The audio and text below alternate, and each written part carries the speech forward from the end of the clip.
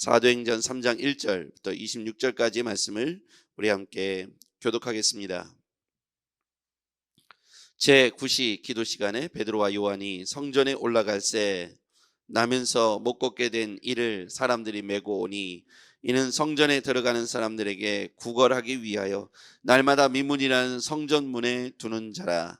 그가 베드로와 요한이 성전에 들어가려 함을 보고 구걸하거늘 베드로가 요한과 더불어 주목하여 이르되 우리를 보라 하니 이는 그가 그들에게 무엇을 얻을까 하여 바라보거늘 베드로가 이르되 은과 금은 내게 없거니와 내게 있는 이것을 내게 주노니 나사렛 예수 그리스도의 이름으로 일어나 걸으라 하고 오른손을 잡아 일으키니 발과 발목이 곧 힘을 얻고 뛰어서서 걸으며 그들과 함께 성전으로 들어가면서 걷기도 하고 뛰기도 하며 하나님을 찬송하니 모든 백성이 그 걷는 곳과 하나님을 찬송함을 보고 그가 본래 성전 미문에 앉아 구걸하던 사람인 줄을 알고 그에게 일어난 일로 인하여 심히 놀랍게 여기며 놀라니라. 나은 사람이 베드로와 요한을 붙잡으니 모든 백성이 크게 놀라며 달려나아가 솔로몬의 행각이라 불리운 행각에 모이거늘 베드로가 이것을 보고 백성에게 말하되 이스라엘 사람들아 이 일을 왜 놀랍게 여기느냐? 우리 개인의 권능과 경건으로 이 사람을 걷게 한 것처럼 왜 우리를 주목하느냐? 아브라함과 이삭과 야곱의 하나님 곧 우리 조상의 하나님이 그의 종 예수를 영화롭게 하셨느니라.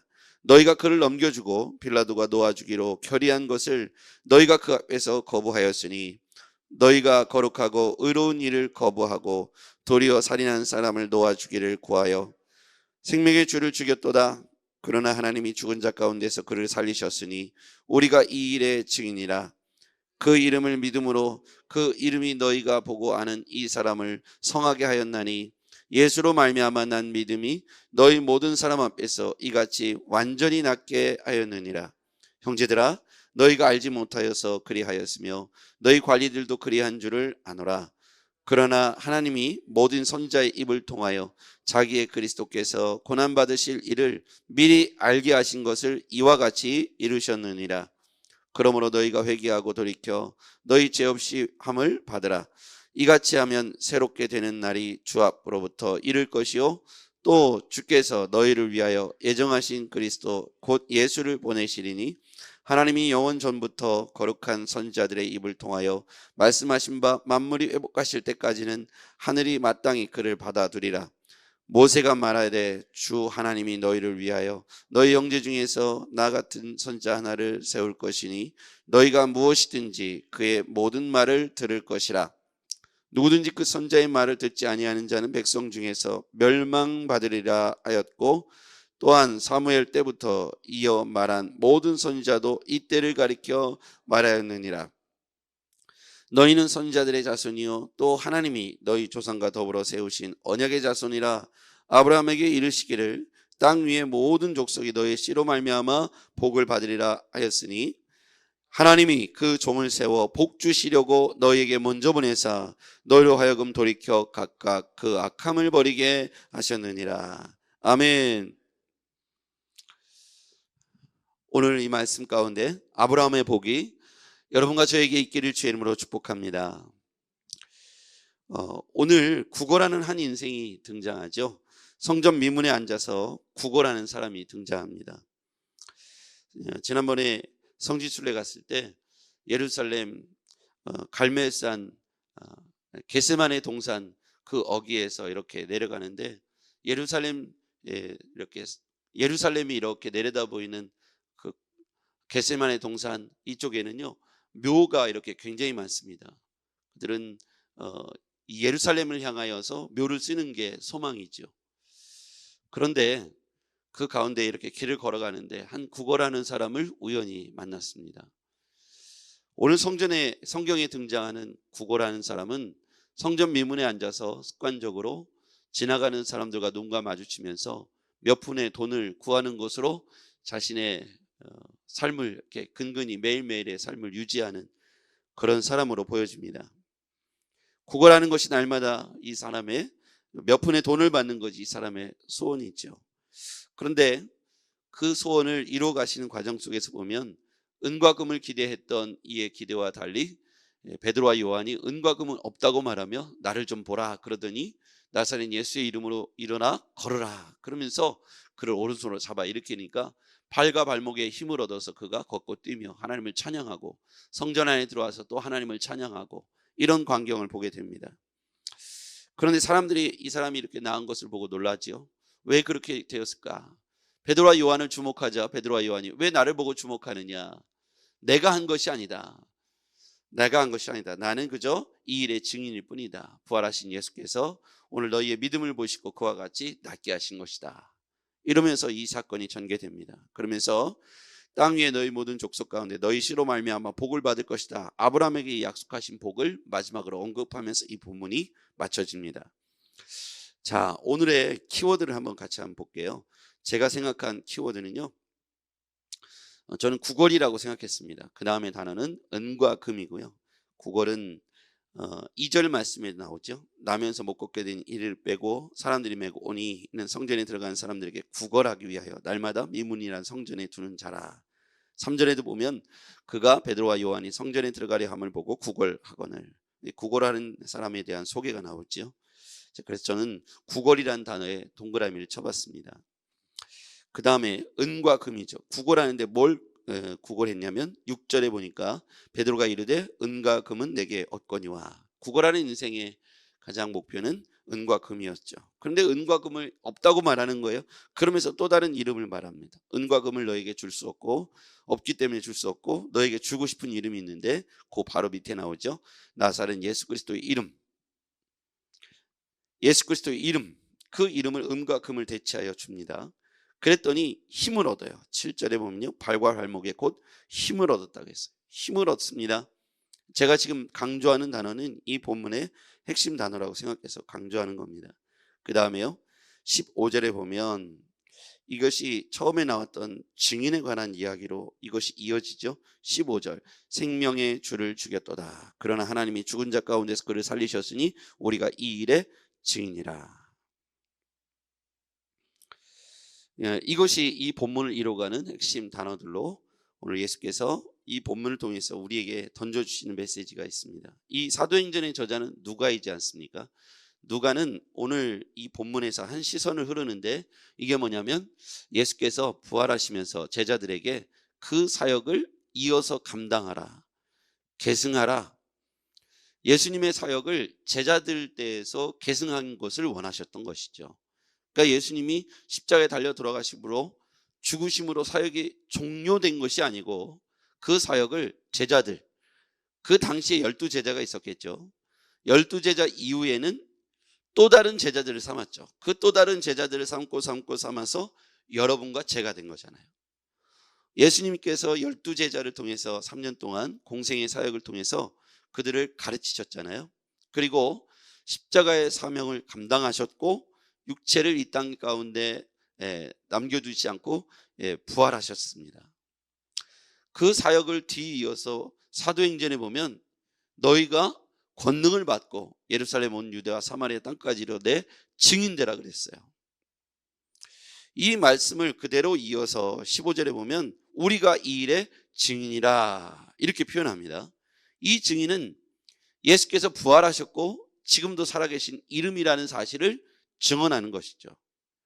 그래서 은과 금을 구하는 이 거린에게 은과 금을 주기보다 살아계시고 부활하셔서 살아계신 예수 그리스도의 이름을 주죠.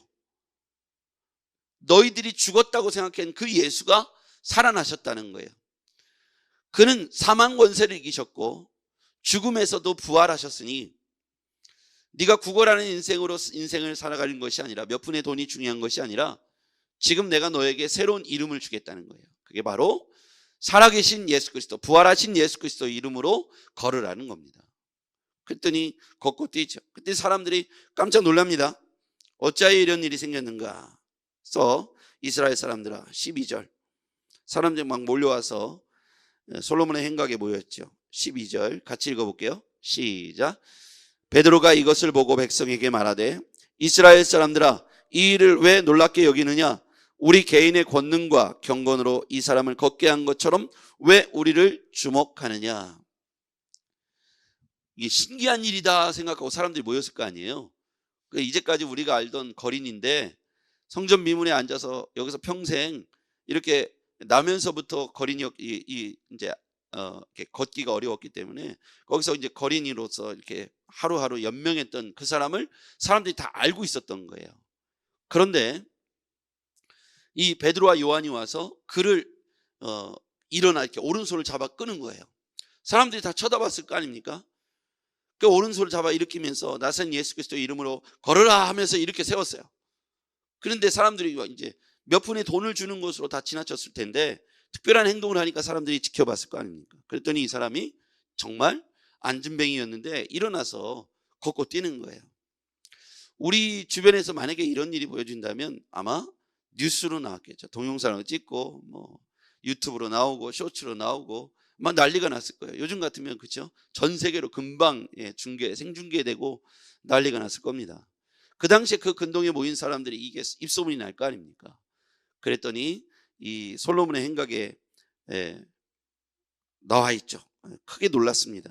베드로와 요한이 이것을 보고 이렇게 얘기하죠. 백성들아, 이스라엘 사람들아, 왜 이 일을 놀랍게 여기느냐? 내 개인의 경공과 능력을 했다면 놀라운 일이나 이거는 당연한 거다. 당연한 거다. 내가 한 게 아니기 때문에 당연한 거다. 그분이 살아계시고 그분의 이름이 능력이다. 여러분, 이것을 우리에게 한번 대입해 보면요, 우리가 어떠한 일을 했을 때 내가 자랑할 일도 아니고 내가 그 일에 있어서 실망할 일도 아닌 것은 내가 하는 거면 내 노력의 결과, 내 행위의 결과에 대해서 실망할 수도 있고 자랑할 수도 있겠죠. 그런데 결과가 내가 한 것이 아니라 그분께서 하신 거기 때문에 교만할 일도 실망할 일도 없다는 것입니다. 제가 예를 들어서 안수기도를 했어요. 근데 낫지 않았습니다.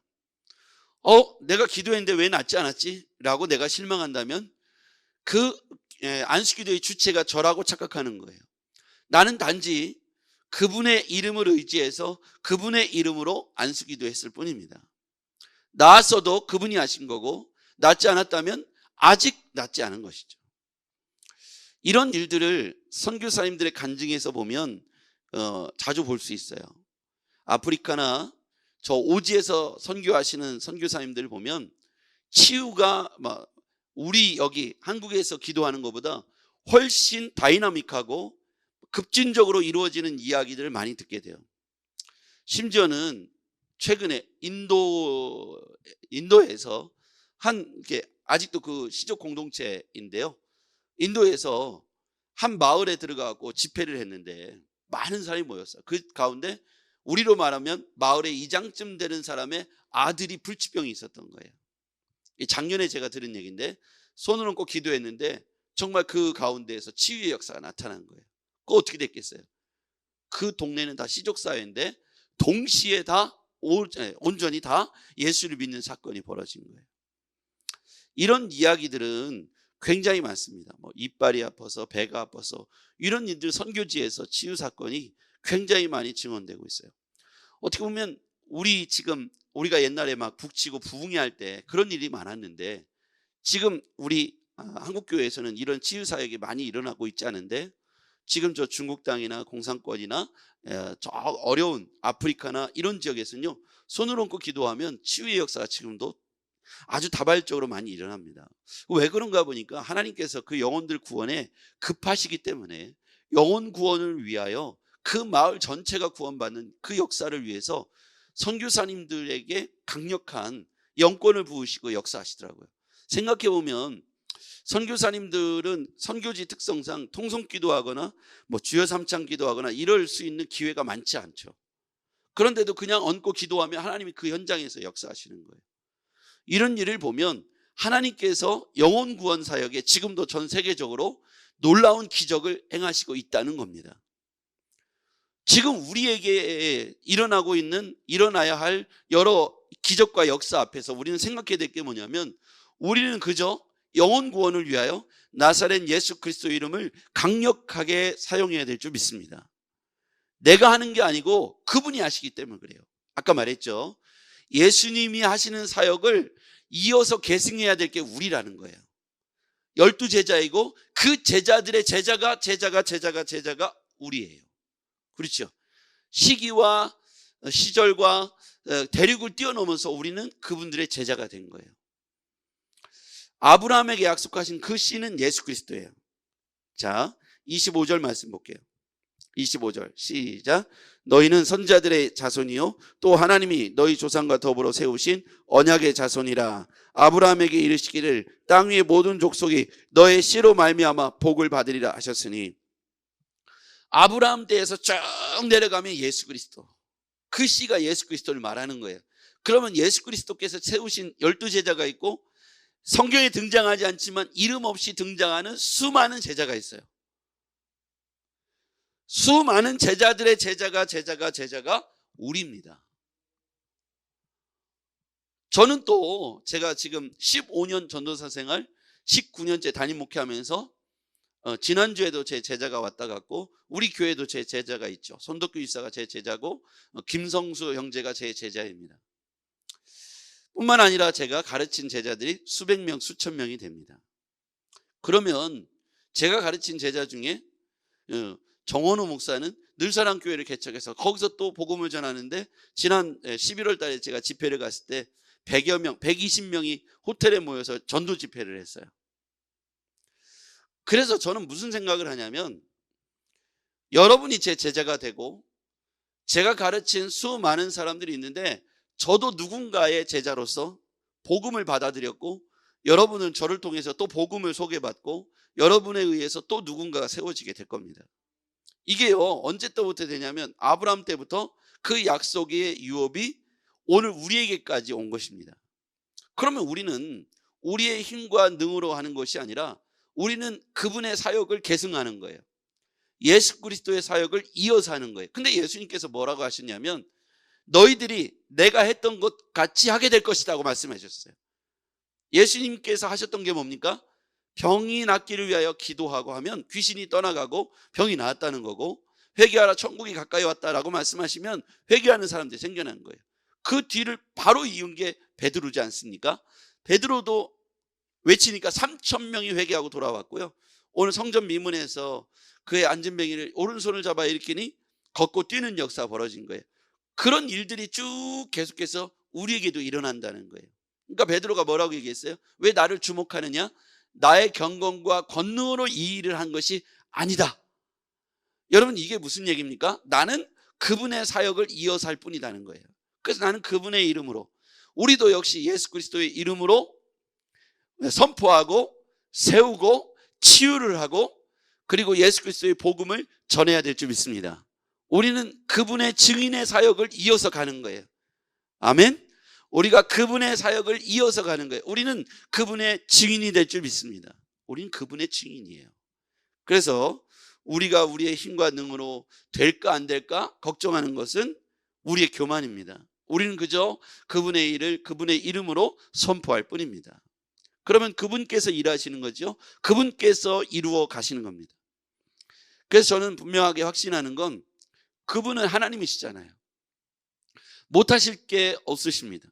죽은 나사로를 살리기도 하셨고, 그리고 예수님께서 기도하셨을 때 모든 능치 못할 일이 없었습니다. 근데 예수님께서 그 일을 우리에게 임파테이션, 우리가 할 수 있도록 우리에게 그 능력을 전이시켜 주셨어요.